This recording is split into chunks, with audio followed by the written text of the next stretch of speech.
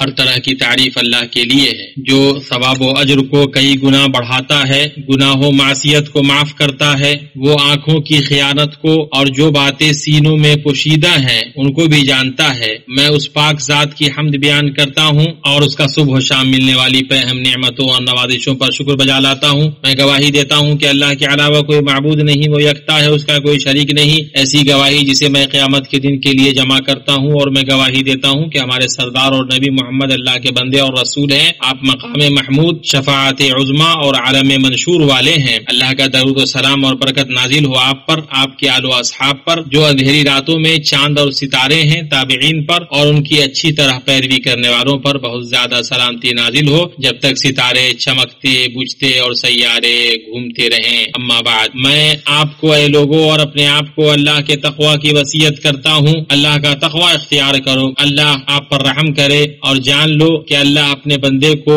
دو نعمتیں عطا کرتا ہے، شکر اور یاد دلانے کے لیے خوشحالی کی نعمت اور صبر و تزکیہ کے لیے بدحالی کی نعمت۔ تو اے اللہ کے بندو، خوشحالی میں شکر گزار اور بدحالی میں راضی ہونے اور صبر کرنے والا بندہ بنو، اور جان لو کہ اللہ صرف بھلائی کے لیے ہی کسی چیز کو مؤخر کرتا ہے، اور صرف بھلائی کے لیے ہی کسی چیز کو روکتا ہے، اور صرف بھلائی کے لیے ہی مصیبت نازل کرتا ہے۔ اس لیے غمگین یا مایوس نہ ہو، کیونکہ آپ کے کریم و منان رب کی جانب سے صرف خیر ہی آتا ہے۔ اور جان لو کہ اگر دنیا ہنساتی ہے تو رلاتی بھی ہے، اگر وہ خوش کرتی ہے تو ناخوش بھی کرتی ہے۔ دنیا کا آنا دھوکہ ہے اور اس کا رخصت ہونا صدمہ ہے، اس کے حالات یکساں نہیں رہتے اور اس میں بچنے والے محفوظ نہیں رہتا ہے۔ لوگوں، اللہ کا وعدہ سچا ہے تو تم کو دنیا کی زندگی دھوکے میں نہ ڈال دے، اور شیطان فریب دینے والا تمہیں فریب دے۔ شیطان تمہارا دشمن ہے، تم بھی اسے دشمن ہی سمجھو، وہ اپنے گروہ کو بلاتا ہے تاکہ دوزخ والوں میں ہوں۔ مسلمانوں، اللہ کی اپنے بندے کے ساتھ رحمت یہ ہے کہ اس نے بندوں کو اس فطرت پر پیدا کیا ہے جس میں اس کے دین، دنیا اور آخرت کی بھلائی اور بہتری ہے، اور دین کو اس فطرت کی حفاظت، رہنمائی اور مہذب کرنے والا بنایا ہے۔ اللہ کے بندوں،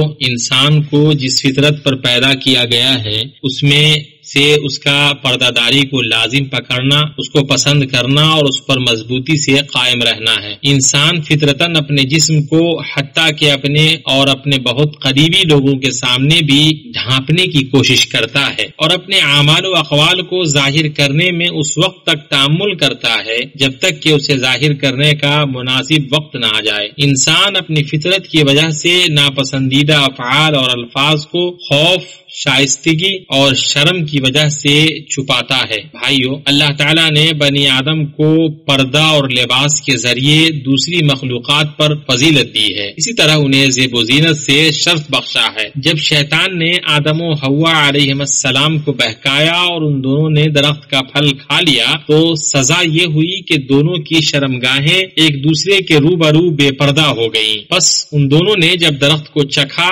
دونوں کی شرمگاہیں ایک دوسرے کے روبرو بے پردہ ہو گئیں، اور دونوں اپنے اوپر جنت کے پتے جوڑ جوڑ کر رکھنے لگے، اور ان کے رب نے ان کو پکارا، کیا میں تم دونوں کو اس درخت سے منع نہ کر چکا تھا اور یہ نہ کہہ چکا تھا کہ شیطان تمہارا صریح دشمن ہے؟ ہاں، یہ شیطان کا کام تھا، اللہ اس پر لعنت کرے۔ اللہ نے آدم کی اولاد کو اس قبیح فعل سے خبردار کیا۔ اللہ عز و جل کا فرمان ہے، اے اولاد آدم، شیطان تم کو کسی فتنے میں نہ ڈال دے جیسا اس نے تمہارے ماں باپ کو جنت سے باہر کرا دیا، ایسی حالت میں کہ ان کا لباس بھی اتروا دیا تاکہ وہ ان کو ان کی شرمگاہیں دکھائے۔ مسلمانوں کی جماعت مخلوقات میں سے صرف انسان ہی ہے جو ستر پوشی کرتا ہے، لباس پہنتا ہے اور زیب و زینت اختیار کرتا ہے۔ جب اس کی فطرت بگڑ جاتی ہے تو وہ اپنے اوپر سے اللہ کا پردہ ہٹا دیتا ہے اور برائی اور بے آبروئی میں مشغول ہو جاتا ہے اور اپنی شرمگاہوں اور چھپانے کی چیزوں کو ظاہر کرتا ہے۔ بلکہ شاطبی رحمہ اللہ کا قول ہے، ستر پوشی ان عظیم نعمتوں میں سے ایک ہے جو اللہ تعالیٰ نے خصوصی طور پر اس امت کو عطا کی ہیں۔ پھر فرمایا، اگر بنی اسرائیل میں سے کوئی آدمی رات کو گناہ کرتا تو صبح وہ اپنا گناہ اپنے دروازے پر لکھا ہوا پاتا۔ یہی بات ان کی قربانیوں سے متعلق بھی تھی کہ جب وہ ان قربانیوں کو پیش کرتے تو آگ قبول ہونے والے کو جلا دیتی اور جو قبول نہیں ہوتی اس کو چھوڑ دیتی تھی اور اس سے گناہ کرنے والا بے نقاب ہوتا۔ پیارے بھائیو، اللہ تعالیٰ نے دین اور شریعت کے ذریعے پردہ پوشی کو محکم کر دیا ہے۔ اس نے انسان کو بتا دیا ہے کہ اسے اپنے جسم، اپنے اعمال اور جذبات میں کیا چھپانا چاہیے، اور یہ بھی واضح کر دیا ہے کہ اسے کیا ظاہر کرنا اور کیا نہیں ظاہر کرنا ہے، اور اس کو ظاہر کرنے اور چھپانے کی حدیں بھی بتا دی ہیں۔ بلکہ اللہ نے پردہ پوشی کو خوبصورتی سے جوڑ دیا ہے۔ ہے، لباس کی خوبصورتی، صورت کی خوبصورتی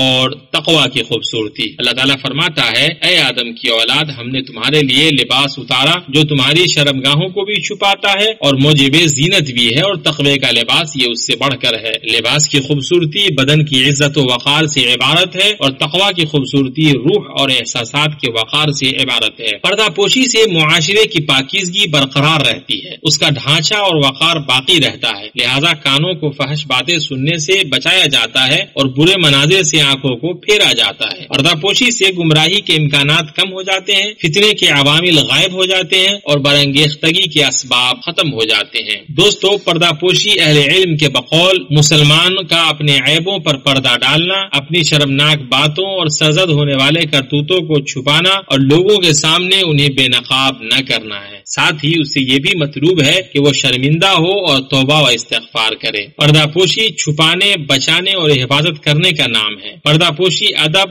حکمت، ذوق اور احساسات کی نزاکت سے مربوط ہے۔ یہیں سے شرمگاہ کو سوءہ کہا جاتا ہے، کیونکہ انسان کو اس کا کھلنا برا لگتا ہے، جیسے جب دوسرے لوگ اسے دیکھ لیتے ہیں تو اپنی حیا کو ٹھیس پہنچنا انہیں برا لگتا ہے۔ بھائیو، نیک ہونے کی عظیم ترین نشانیوں میں سے بندے کا اپنے بھائی کے عیب کو چھپانا، اپنے بھائیوں سے اس کا اچھا گمان رکھنا اور لوگوں کے عیبوں کو چھوڑ کر اپنے عیب میں اس کا مشغول رہنا ہے۔ اس لیے اے اللہ کے بندے، لوگوں کے گھروں میں پوشیدہ باتوں سے بچا رہ اور تجسس اور ٹوہ میں لگنے سے دور رہ، کیونکہ یہ تیرے دین اور لوگوں کے اخلاق کو بگاڑنے والا ہے۔ غیبت اور چغلخوری کبیرہ گناہوں میں سے صرف اسی لیے ہے کہ وہ مسلمانوں کے پردے چاک کرتی ہیں اور ان کے رازوں کو پھیلاتی ہیں۔ بھائیو، سوشل میڈیا ایسے کمزور دل لوگوں کا غیر شریفانہ میدان ہے جو مومنوں میں بے حیائی کو پھیلاتے ہیں، بلکہ ان میں بعض لوگ تو اپنی معصیت کو ریکارڈ کر کے پھیلاتے ہیں۔ یہ غفلت اور بے توفیقی کی قبیل سے ہے۔ اس کا رب اس پر پردہ ڈالتا ہے اور وہ اللہ کے پردے کو کھول دیتا ہے۔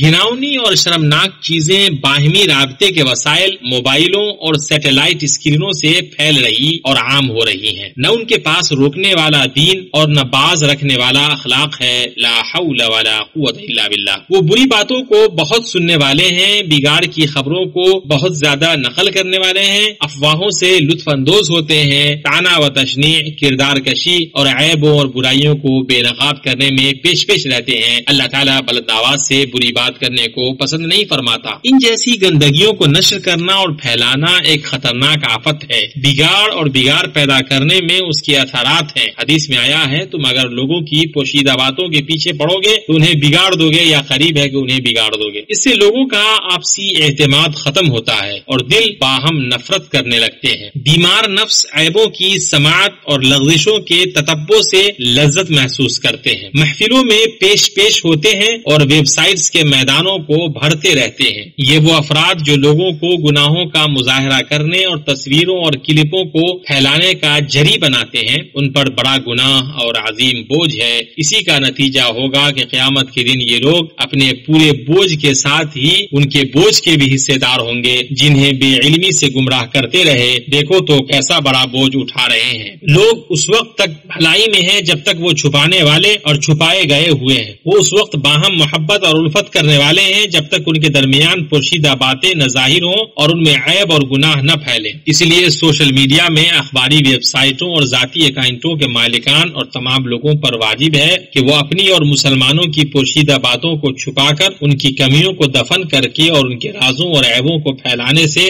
گریز کر کے اللہ سے ڈریں۔ مسلمانوں، تاکہ صحیح انداز سے پردہ پوشی ہو اور اس کے مقاصد پورے ہوں، اس لیے اسلام نے کچھ احکام اور آداب مقرر کیے ہیں۔ ان آداب میں سے لوگوں سے ان کے گھروں، ان کے آرام کے اوقات اور ان کی تنہائیوں میں اجازت طلبی کا مقرر کیا جانا ہے۔ ان آداب میں سے مردوں اور عورتوں کا نگاہ پست رکھنا ہے۔ مسلمان مردوں سے کہو کہ اپنی نگاہیں نیچی رکھیں اور اپنی شرمگاہوں کی حفاظت کریں۔ مسلمان عورتوں سے کہو کہ وہ بھی اپنی نگاہیں نیچی رکھیں اور اپنی شرمگاہوں کی حفاظت کریں۔ پردہ پوشی کے آداب میں سے یہ ہے کہ شریعت نے مرد اور عورت کی شرمگاہ کی حدیں مقرر کی ہیں اور اسے چھپانے کا حکم دیا ہے۔ اور آداب میں سے ہے کہ خطا کاروں اور گناہوں میں پڑنے والوں کے ناموں کی تصریح اور وضاحت نہ کی جائے اور گناہ کی ماہیت کی چھان بین نہ ہو، اور آداب میں سے ہے کہ گناہ گار سے اس کے گناہ کے بارے میں نہ پوچھا جائے، بلکہ اہل علم نے کہا ہے کہ یہ بات اللہ کے اس قول میں شامل ہے، ایسی باتیں مت پوچھو کہ اگر تم پر ظاہر کر دی جائے تو تمہیں ناگوار ہوں۔ اور آداب میں سے ہے کہ گناہ میں پڑے اپنے بھائی کے لیے استقامت اور درستی کی دعا کی جائے اور اسے رازدارانہ نصیحت کی جائے اور اسے تنہائی میں روکا جائے، اور پردہ پوشی کی وجہ سے بہتان کی حد مشروع کی گئی ہے تاکہ آبرو عام چارہ نہ بن جائے۔ پردہ پوشی کی حفاظت کے لیے اللہ نے دنیا و آخرت میں انہیں عذاب شدید کی وعید سنائی جو بدکاری اور بے حیائی کی نشر و اشاعت چاہتے ہیں۔ اللہ عز و جل کا فرمان ہے، جو لوگ مسلمانوں میں بے حیائی پھیلانے کے آرزومند رہتے ہیں ان کے لیے دنیا اور آخرت میں دردناک عذاب ہیں۔ بھائیو، خوبصورتی میں سے یہ ہے کہ پردہ اور زینت کو جوڑا جائے کہ پردہ زینت کو کبر و فخر کی جانب مائل ہونے اور جسم کو حقیر سامان بنانے سے روکتا ہے، جو کہ مذموم بے پردگی کا باعث ہے، اور زینت پردہ کو بے وقار حیت اور اس بات سے روکتی ہے کہ نفس کو پاکیزہ چیزوں سے روکا جائے جو محرومی کا سبب ہے، اور اللہ تعالیٰ خوبصورت ہے اور خوبصورتی کو پسند کرتا ہے، اور پردہ اور زینت کے بیچ توازن سے ذوق جمال و ادب اور تربیت کا پتہ چلتا ہے۔ اس پر سب سے جامع انداز میں دلالت کرنے والی بات میاں بیوی کے رشتے کے سلسلے میں اللہ تبارک تعالیٰ کا یہ قول ہے، وہ تمہارا لباس ہے اور تم ان کے لباس ہو،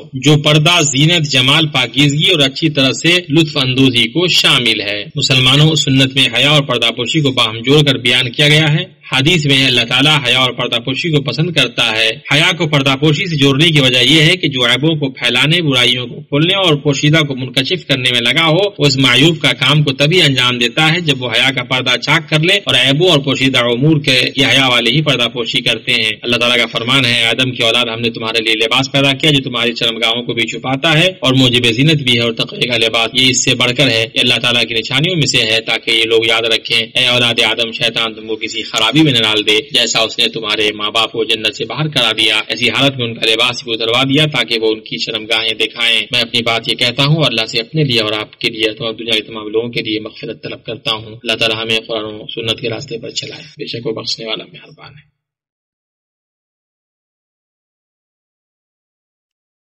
ہر طرح کی تعریف اللہ کے لیے ہے جو اپنی شان میں عظیم اور اپنی بادشاہت میں غالب ہے۔ میں اس پاک ذات کی حمد بیان کرتا ہوں جس کی نوازش و احسان ہم پر مسلسل ہے۔ میں گواہی دیتا ہوں کہ اللہ کے علاوہ کوئی معبود نہیں، وہ یکتا ہے، اس کا کوئی شریک نہیں۔ بندہ جو ظاہر کرتا ہے اور جو اس کے دل میں ہے وہ سب جانتا ہے، اور میں گواہی دیتا ہوں کہ ہمارے سردار اور نبی محمد اللہ کے بندے اور اس کے رسول ہیں۔ آپ نے رسالت پہنچا دیا، امانت ادا کر دی، دین کو قائم کیا یہاں تک کہ اس کے ارکان ثابت ہو گئے، اس کی عمارتیں بلند ہو گئی۔ اللہ کے درود و سلام اور برکت نازل ہو آپ پر، آپ کے آل و اصحاب پر جو آپ کے انصار و مددگار ہیں، تابعین پر اور ان کی اچھی طرح پیروی کرنے والوں پر بہت زیادہ ہمیشہ رہنے والی سلامتی نازل ہو۔ اما بعد مسلمانوں، پردہ عظیم نوازش اور بہت بڑی نعمت ہے۔ اگر اللہ تعالیٰ اسے لوگوں پر کھول دے تو وہ بے نقاب ہو جائیں گے، کوئی اپنے بھائی کے چہرے کی طرف بھی نہیں دیکھے گا اور دشمنی اور نفرت پھیل جائے گی۔ ابن جوزی رحمہ اللہ کا قول ہے، جان لو کہ اگر لوگ تمہاری تعریف کرتے ہیں تو وہ صرف اللہ کی تمہاری پردہ پوشی کی وجہ سے تعریف کرتے ہیں، اور اگر اللہ نے تمہاری جو پردہ پوشی کر رکھی ہے اسے ظاہر کر دے تو کوئی کسی کی طرف نہ دیکھے گا اور نہ کوئی کسی کی سنے گا۔ سفیان بن عیینہ کا قول ہے، اگر اللہ عز و جل نے ستر پوشی نہ کی ہوتی تو ہم نہ کسی کے پاس بیٹھتے اور نہ کوئی ہمارے پاس بیٹھتا۔